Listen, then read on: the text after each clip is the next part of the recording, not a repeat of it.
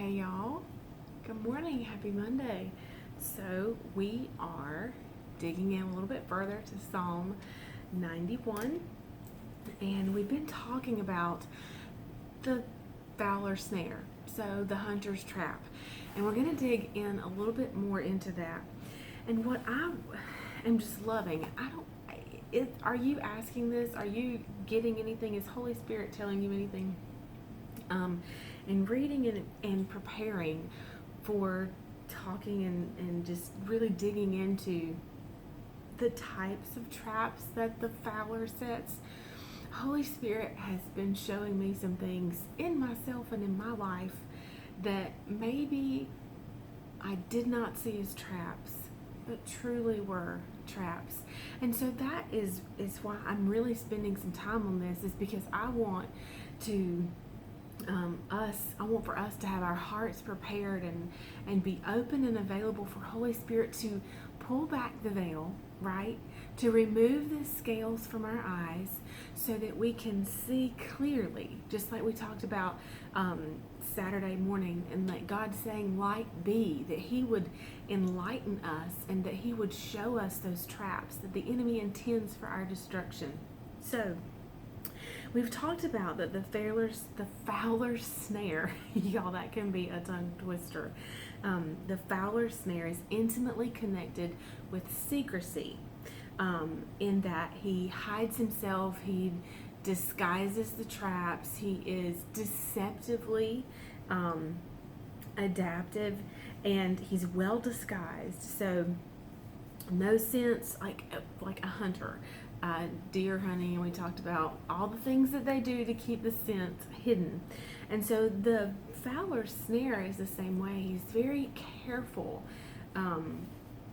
in disguising his trap. Charles Spurgeon said, if the devil showed up at my door with his horns exposed, surely I'd never let him in.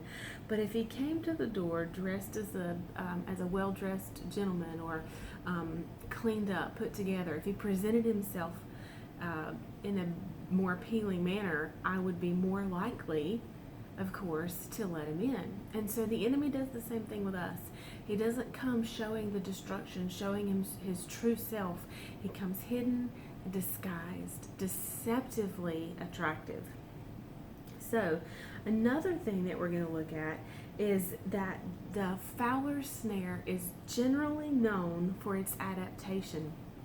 I will try to remember to share the link to this Charles Spurgeon notes. It was a sermon, because it's so very good to read in relation to the fowler snare.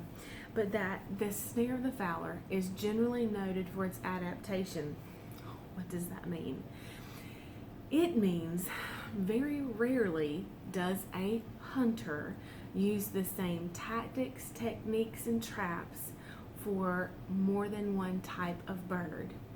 Well, let's put that into perspective with you and me. We are two very different people. We respond differently to different things. We have different buttons, if I could say that the enemy knows that he would try to push. But the fowler does not set the same. He does not set the same trap for all birds.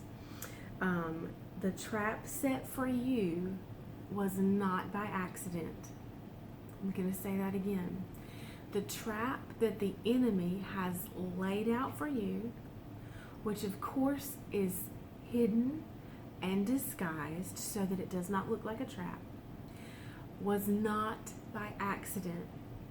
If we go back to the fact that he is like a lion who roams about in fierce hunger, seeking whom he may devour, this is a hunter skilled in the art of hunting. This is not his first time. And you think about, as long as mankind has been, there has been an enemy of our souls. And so Satan has been practicing literally for centuries. We are not his first prey, so to speak.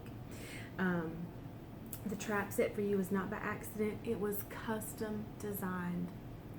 He knows where we tend to, which way we tend to lean. He knows our habits. He knows the buttons. He knows our tendencies. And so one of the examples that I've read was pride. So being proud of something, being a prideful person. But in reverse of that, we can also be proud in our humility. And so where pride looks one way here, it looks completely different. It has a different shade over here. And so the trap is known for its adaptation. The end game of the hunter is still the same. It's our destruction. The enemy has come to steal. He steals the word. Kill. Without the word, there is no life. And that ends in destruction.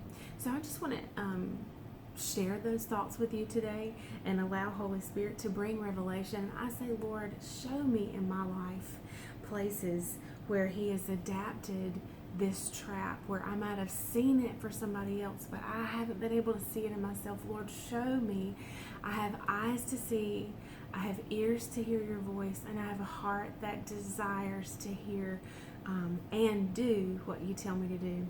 A reminder, today's Monday, so Tuesday, there is no Women in the Word this week because we are on vacation.